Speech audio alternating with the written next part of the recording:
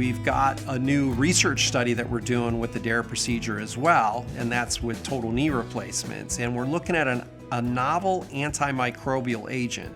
It's called a peptide.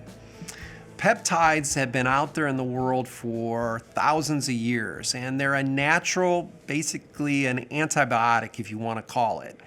And these are substances that are small pieces of proteins that can kill bacteria and fungus. And we've discovered these little peptides, and we're currently doing a research study with DARE procedures for total knee replacements. We've expanded our criteria, and we're getting more and more patients to be part of that study, but it holds great promise because we don't have to be concerned about the identification of which bacteria or fungus that we are treating. With antibiotics, we are tailoring the antibiotic to the specific bacteria or the fungus. With a peptide, they work on all the different bacteria and all the fungus. This particular peptide that we're currently doing a research study with is a peptide that affects the cell wall.